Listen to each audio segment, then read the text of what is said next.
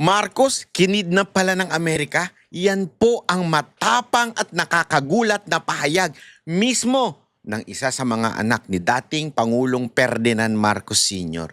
Walang iba kung hindi si Senador Amy Marcos. Ayon sa kanya, hanggang ngayon ay pinagtataka niya kung bakit patuloy na nakikipagsundo ang kanyang kapatid na si Bongbong Marcos sa Amerika. Sa kabila umano ng ginawa nito sa kanilang pamilya. Kaya ang malaking tanong ngayon, may mga detalye bang hindi pa lubusang naibubunyag sa publiko tungkol sa pagkatanggal sa pwesto at pagdala ng pamilya Marcos sa Hawaii? At kung naniniwala si Senador Amy na labis na nasaktan o niloko ng Amerika ang kanilang pamilya, bakit tila kabaligtaran naman ang direksyon na tinatahak ngayon ng administrasyon ng kanyang kapatid? Pag-usapan at himayin natin ang kontrobersyal na pahayag na ito dito lamang sa Vox Populi. Ipe-play ko, panuorin ninyo. At napakarami pa pong kontrobersyal issue na binitawan si Senator Amy dito at talaga nga naman siguradong magugulat na naman ang sambayanan pag napanood po ang kanyang pahayag. Dahil alam nyo naman po mga kababayan, kami pong Banateros ay hindi sumuporta kay Senator Amy itong nakaraang eleksyon at nung mga nakalipas pang eleksyon. Kaya kami ay nabigyan ng pagkakataon na interviewin siya. Aba, talaga nga namang naghanda kami at talaga namang amin po itong pinag-aralan ng lahat ng mga pahayag niya before at para matanong sa kanya. Kaya panoorin niyo po dahil napakaganda po nitong episode nito. One of the best episode ever in Vox Populi. Kasi dito, tapatan. Talagang tapatan. At yung mga tanong namin dito ay talagang kinagulat ni Senator Amy. Panoorin natin ha. Pasok! Maraming salamat. Very happy to be here. First time ko dito, sa totoo lang, sa Vox Populi. Thank you. Sana maulit muli, no? Oo nga. Hindi pa nagsisimula, gusto niyo nang maulit, ha? Maulit na eh. Umpisa muna natin. Oo, kamusta naman po, Senator Amy? Kamusta naman po kayo? Kamusta naman po ang Senado? Mabuti naman, kaya lang nakakapagod ang Senado ngayon eh. Grabe, malala, nakakahiya na nga kasi dadalawa lang yung batas na napasa namin sa napakaraming listahan ng priority. Maliban pa sa priority, dami pang mga iba pang priority outside of the 53. Ay, pero nakita naman niyo, labis-labis ang politika. 4 ang aming Senate President sa loob ng 1 taon. Tama ba yun?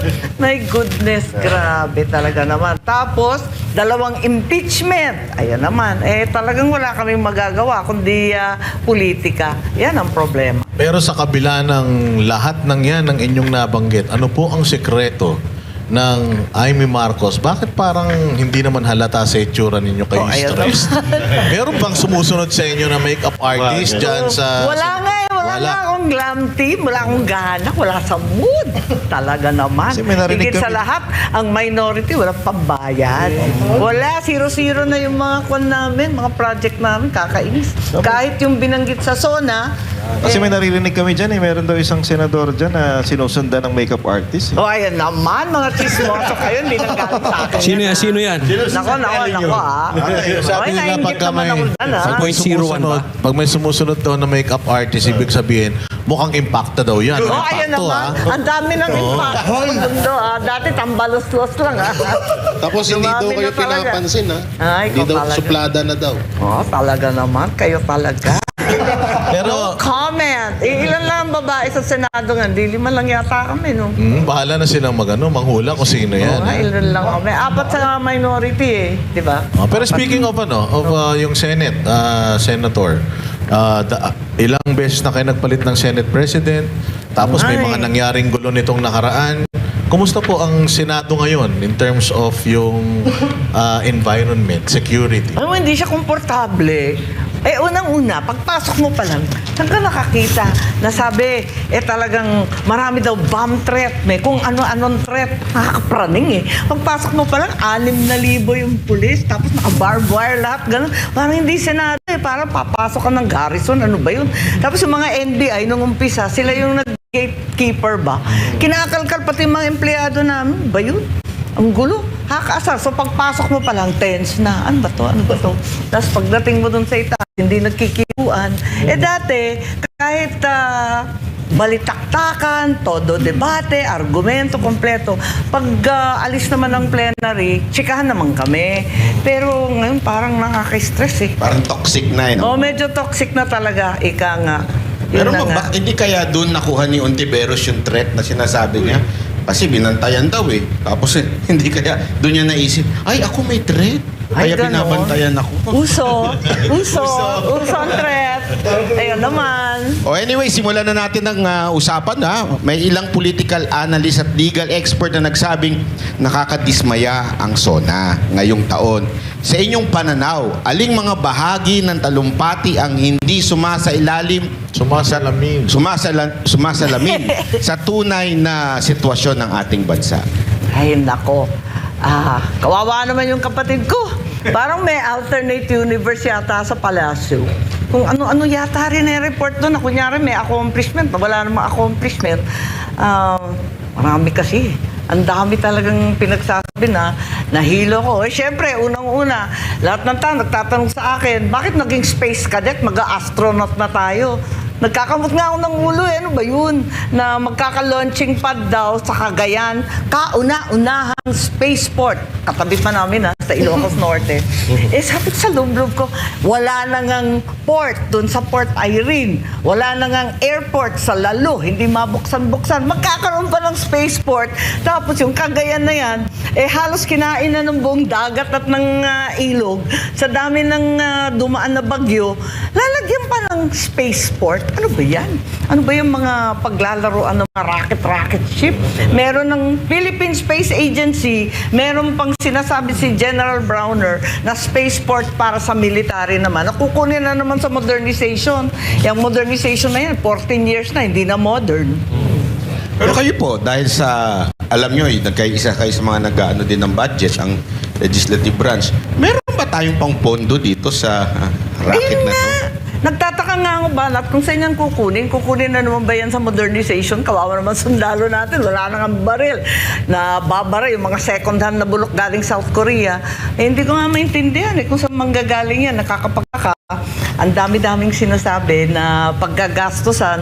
Yung malaki din na dun sa budget na mahabang debate namin, yung 84 billion ng DepEd, yung school building fund.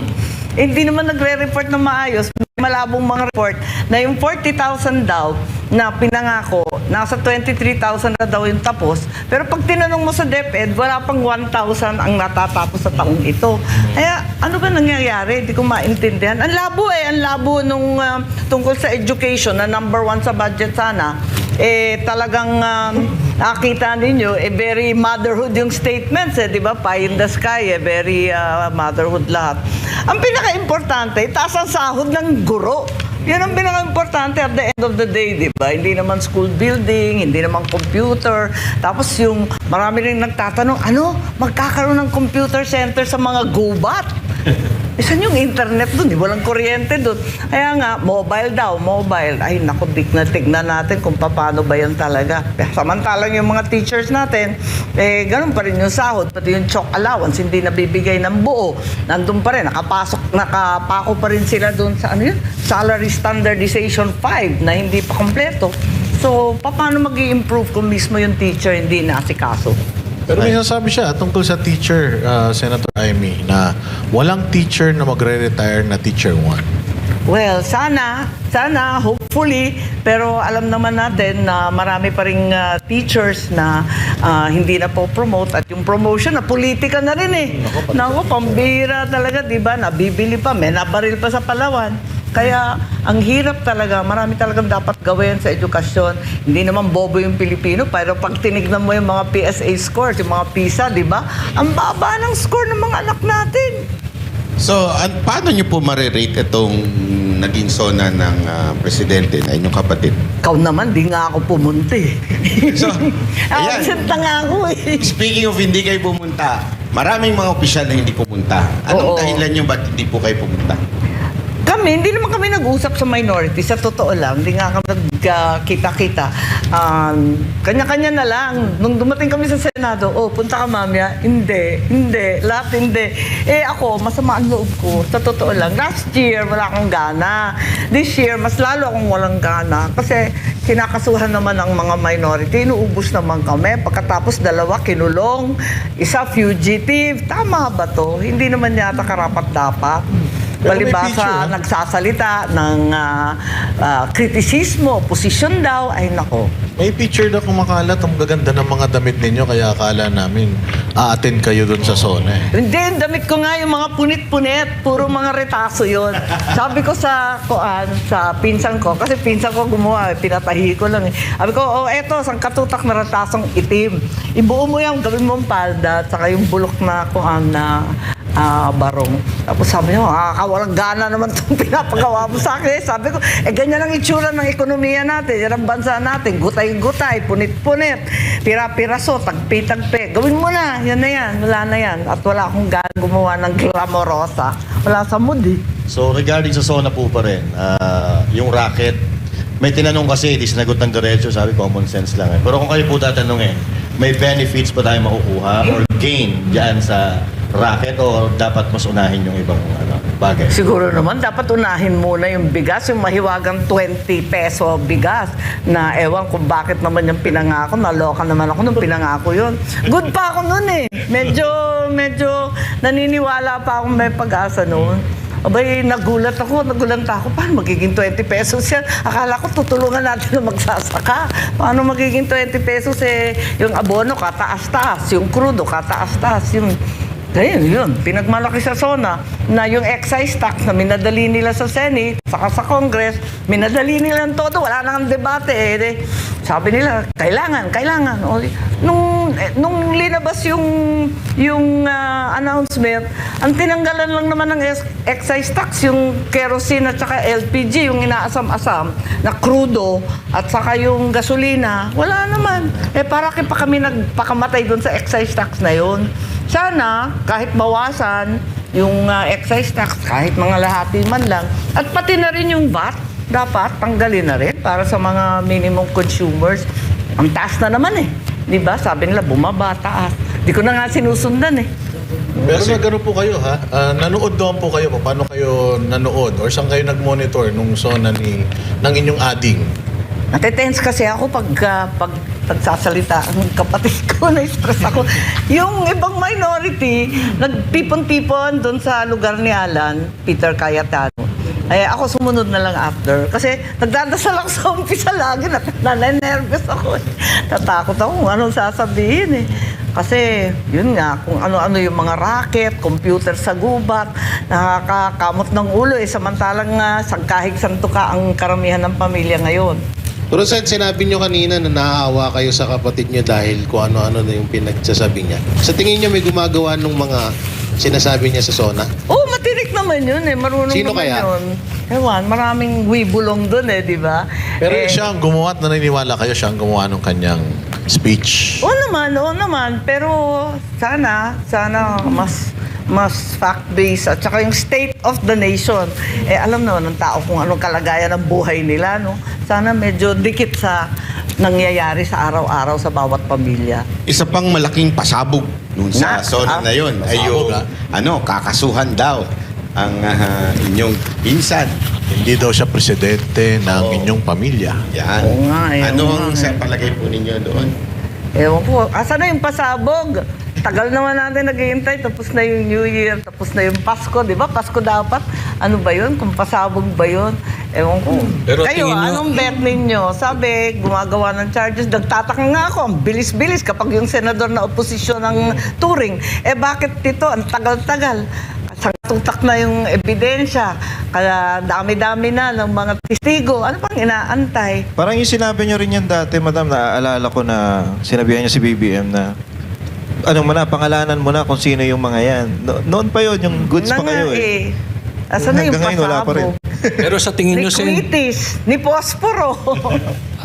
matutuloy kaya yan? Makukulong kaya si dating speaker?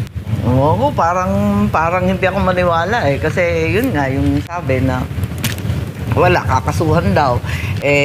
Ang binabanggit naman ng mga kaso, puro bailable. Tapos may bulong pa na may order daw sa DOJ na tagal-tagalan ng konti ang preliminary investigation hanggang 2028. Kaya yun. Nako po, ano ba yan? Pero Senator, ang daming kinabahan na dating speaker kasi walang pinangalanan. Ayun na Ang nga. sabi lang ng presidente natin, dating speaker. Oo. Pero hindi niya in-specify kung sinong speaker. Ang daming dating speaker. Buhay pa man yung karamihan. Si Sunny Belmonte. Ayun. Nandiyan pa nandun. sila, Nandun sila. nandiyan pa sila Alan Lord Velasco, si Alvarez, si Cayetano na ngayon ay Pero wala rin. naman duda kung sino. So, Diba? talagang ang tinutumbok nito yung inyong pinsan. Parang ganun na nga. Tapos yung mga congressman, nagpalakpakan. Nagpumalakpak ba sila doon sa part na yun? Tayuan, di ba? Palakpakan. Ay, paano na yung salamat kay Speaker na nagsasalita? Ewan ko. Paano na yun? Mga resolution of the EC, di ba? Naku po, Ewan. Ganyan talaga, utos ng pangangailangan. Wala rin kaso sa awa ng Diyos. At ang nadali, itong mga senador na malayo naman sa kusina, kung tutuusin, kasi sila naman ang gumagawa sa Mahiwagang Bicam. Eto pa nakakapagtaka sa SONA. Ang SONA dapat bibigay sa iyo, yung 5 libro yun naabangan namin 5. May yung budget, tapos yung expenditures, tapos yung budget message, tapos yung listahan ng mga yung mga plantilla. 5 yun 5 na books. At least yung malalaki, yung dalawang malaki. Wala nga Sabi ko, ano ba nangyayari? Anong klaseng SONA yan? Yung pinakamahalaga, yung budget, wala doon. Nagtataka ngayon ako, bakit ganun ka-delayed? Sabi, baka sa kahulihan ng Agosto. 3rd week daw ng Agosto, maibibigay kasi hindi pa daw na-approve ng Malacanang. Ba't tayo nag-SONA para kayong SONA? Bago mag-SONA, dapat binibigay niya. Andun na dapat kasi aaralin na kagad yun First item yun most important bill yan That's the most important law. Ano ba pag-uusapan hindi na ibigay. Ang duda ko, walang koleksyon. Kasi talagang bulok nga yung negosyo. Ayan, napakatumal ng negosyo. Puros biyahe na lang yung mga Taipan. Alis ng alis, mas mura daw kesa sa malugi ng tuluyan. Ayan. Kaya nga wala yung budget Sabi ko nga, ano ba ito? Ba't tayo nagsonang walang bit-bit? Ito pa, Senator Raimi, isa to sa pinakamatinding nabanggit ng inyong ading. Hindi raw siya ang pangulo ng inyong pamilya, hindi siya ang pangulo ng mga kaibigan, kundi pangulo siya ng taong bayan. Oo naman. Sino ba talagang pangulo ng inyong pamilya? At anong masasabi niyo doon? Kung nga maintindihan bakit pa sinasabi yun? Siyempre, totoo yun. Kung kakasuhan yung isang tao, ituloy mo na. Wala nang pananakot, wala nang paandar. Alam mo yun? Di ba parang parang rehash lang nung statement ni President Erap noon yun. Oo. Nung walang kamag-anak, kapatid, walang pinsan, ganyan, hindi ba? Parang ganun nga Ang hirap Kasi, ang inaasahan, di ba, kasi 6-year term yan. First term, syempre, sasabihin mo, maraming salamat sa nahalala ko. Tapos yung second year ng SONA, ilalatag mo, eto yung mga priority, ito yung nagawa natin, eto yung mga quick wins natin, nagawa naman natin. Ikatlo, ganun din, kasi mag-election, ganyan, magsasalita ka mga ganyan. Tapos yung fourth, pag yung fifth SONA mo na, kinakailangan, i-report mo na lahat ng accomplishment na nakaraan, kasi naka5 taong nga dapat mahaba na yung listahan Tapos sasabihin mo na, eto yung legacy ko, kasi next year, di ba? Next year, last na So dapat, eto na yung mga habilin, di ba? Saka legacy. Hindi ganun kasi nga yung accomplishment, di ko nga maintindihan. Binibida yung mga tulay na naayos, pinagkabit daw yung sirang tulay, yung mga sirang kalsada na buo. Talagang magtrabaho ng public works yan. Anong nakakasindak doon? Ano dapat i-report doon? Maintenance and repair lang yun. Hindi, meron daw po kasi yung last SONA, doon na yung mga nakasuhan na si Romualdez. Ganon? Hindi pa nakukulong. Susunod pa ulit. Nakasuhan na naman. Nakasuhan na. Reserve pa lang, reserve. Nakakaloka nga. O kaya nasimentohan na. Nasementahan na. Hindi pa Talaga, natutuyo, promise hindi pa nagagamit. Lilibing na yun Nako Parang may content pa sa 6 SONA. Ewan ko. Hindi ko nga maintindihan. Nagdududa nga ako. May kota kaya sa senador? Parang ganun Anyway, talagang medyo disappointing. ayoko nagsasalita ng ganito kasi sa totoo lang, inasam-asam namin ng halos 4 na dekada. Ang hirap talaga ng pinagdaanan namin mula noong 1986 at marami na rin kaming natutunan, na kasanayan. At least may experience na kami, hindi na dapat nauulit yung mali, ano? Kaso, sinayang yung second chance, ika nga, nakakasama talaga ng loob. Mabigat talaga yung paghihinayang. Pero you think, ma'am, kung kayo po ay kasi noon, nung eleksyon, natatanda ko, magiging super ate kayo, kanyo eh. Ngayon, sabi ko Talagang nga, aalalayan nyo siya eh. Yun yung gusto nyo mangyari. Kung kayo ay hindi kayo kumbaga parang for the lack of better term na echepuera, sa tingin po ninyo magaguide nyo ng maigi yung inyong kapatid. Hindi sana tayo. well, hindi ko naman sinasabi na alam ko lahat. Pero at least, yung mga priority ng tao, ng ordinaryong tao, na siya rin ang tinuro ng aking ama, dapat unahin yun. Unang-una, yung peace and order. Wala namang binanggit tungkol sa peace and order kahit isa. Alam naman natin na ang kalsada ngayon, talagang maraming krimen, maraming droga. Isipin mo, 14 years old, 12 years old, nananaksak, nagbabaril. Paano ka naman yan? Talagang there's something wrong, hindi ba? Tapos yung droga, ang mura na. At meron na naman tayong drug highways. So, sana at least, pinaka-basic yun.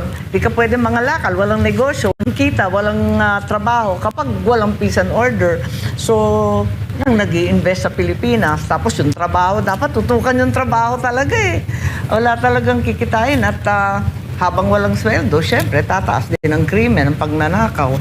So, Actually, ma'am, nararamdaman namin yung nararamdaman nyo. Kasi ngayon po, nararamdaman ko nang hirap magtanong sa inyo na binabanatan yung kapatid nyo. Sa totoo lang po, nahihiya kami. Sabi ko nga, paano kaya ninyo natitake yun na meron kayong kakayanan? Alam nyo po, madalas ko sabihin dito na kung meron mang nakakuha ng talino at galing ng inyong ama, definitely hindi po yung kapatid nyo, hindi kayo. aray ko. Totoo po yun eh. At alam ng lahat ng tao yan. Kaya lang, medyo, yun nga, ang naging presidente siya Yeah. at masakit na Bakit talaga? makita na pumapalpak na maari naman, tama kayo eh, ilang taon yung tiniis, dekada. Yeah. Ngayon, may pagkatatanong ko sa inyo to noon eh, paano kaya may aahon uli ang pangalan ng Marcos? Wala, kaya nga, ano ba ito? Hindi ko nga masagot yan eh, kasi hindi ko rin alam ang sagot. Dahil hindi maganda ito nangyari sa Marcos 2.0, ano? Hindi talaga maipagmamalaki at hindi na ituwid yung mga mali. Apakasama talaga ng mga pangyayari. Ang nakakatawa lang dun sa SONA, binibilang ko kasi nagtataka ko, binanggit yung agrarian reform, yung land reform. Hoy, batas ko yan. Tapos binanggit din yung young creatives, yung tungkol sa creative industry. Batas ko rin yan. Basta ko inaaway, puro naman akin. Yung 40 bills ko, yun ang sinona. Nagtataka ako, teka muna, pati yung systems laws, nagmula sa akin yun eh. Kaya sabi ko, hoy, patawa naman to no copying no copying. Ba't kayo galit sa amin? Mangungopia lang pala kayo sa bandang uli. Ay, nako, talaga naman tong buhay na to. Pati yung labas ng...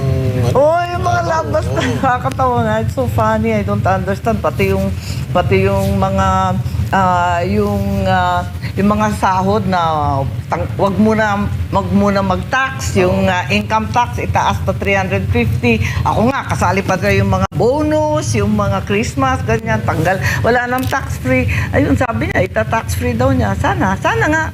Pero Iwanan mama, niya. in fairness, ito, disclaimer lang din para sa inyo. Kami pong Banateros, hindi po kami sumuporta sa inyo. At alam nyo po yan.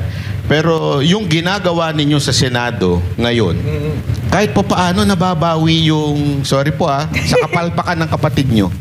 Yung ginagawa ninyong, lalo na kahit, kasi sa pagtatanong, alam naman natin yung mga, wag na tayo punta sa details, pero alam naman natin yung mga nandun sa majority senator, talagang parang final na sa utak nila, impeach si BP.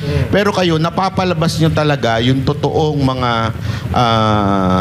sinasabi ng witness. Yung kanilang Nag-e-effort nga pag-inconsistencies, ako ano? kasi parati akong sinisita, masyado ko daw kaibigan si VP. So definitely daw partial ako at sigurado na ako boboto kontra sa impeachment. Eh sabi ko, yun nga, katulad ng sinabi ko kanina, sumumpa naman ang Constitution, yun ang una, kahit kaibigan, kahit kaalyado. Pero, eto nga, kaya pag nagtatanong ako, binabasa ko maigi lahat ng kanilang konteksto, no? Para dun tayo didikit sa, dapat tatalima sa ebidensya. Eh, nakakaasar naman sila. Hinihingi pa yung ebidensya sa akin. Buti nga po kayo nagbabasa. Yung mismong prosecution, di marunong magbasa ng Akala kanilang ko ebidensya. yung sinubmit nila, hinihingi sa akin. Gusto ko sabihin, hoy, kayo nagbigay ng annex na yan. Kainis. Ano ba yan? kung take 3 ka kasi sa bar, medyo talagang Oh, ayan naman. Eh, sino yan? Take 3? Kung take 3. naman. Kumbaga sa ano, Dinag niya si sa Lenny. pelikula. Take 2 lang. Take 1, take 2, take 3. Oh, at least naman nung take 4, ox na. Okay. Hindi kasi alam mo kung bakit. Oh. Hindi mabasa, singkit. Oh, ang lupit. Yan ba yung ano? Kuya, yan ba yung Iba may yun, ha? project sa Maynila? Marami kayo hall? Nasa Ay, Bangketa? Kayo ay. Ay! Parang kilala ko na yan. no? Kami naman po yun, kami. Ang tanong Ano mo. naman yung mga kasuhan, ma'am? Si Jay, may tanong. Ang lupit ninyo, Senator ah. Amy. Pero in fairness yung mga congressman na laging nandun. Kami ang boses ng masa, hindi natatakot. Katotohanan lang, di kami nalulunod. Walang bahid ng sismis, lahat ay totoo. Kahit sino ka pa, pag mali ka babanatan ka. Walang pinipili kulay, wala kaming kinikilingan. Basta para sa bayan, kami lalaban. Pag tama palakpakan, pag mali banatan. Di matitinag, di matatakot, para sa bayan tuloy ang sigaw. Sa harap ng kamera, walang halong takot. Mga baluktot, lahat kayo'y tutumba. Ang hustisya at totoo, yun lang ang mahalaga. Kahit sinong harang, di kami matitinag. Walang pinipiling kulay, wala kaming kinikilingan. Basta para sa bayan, kami lalaban. Pag tama palakpakan, pag mali banatan. Di matitinag, di matatakot, para sa bayan tuloy ang sigaw. Kung nasa tama ka, ikaw ay aming kasama. Pero pag mali ka, handa ka na bang mabasag? Banateros kami, walang inuunan. Dahil bayan muna, bago ang sarili.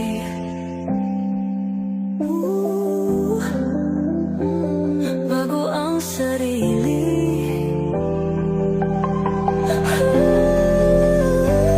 Pag tama palakpakan, pag mali banatan.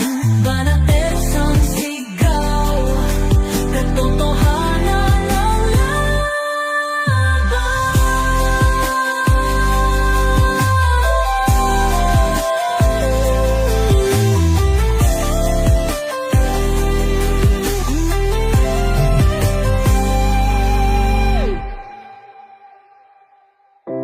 sa harap ng kamera, walang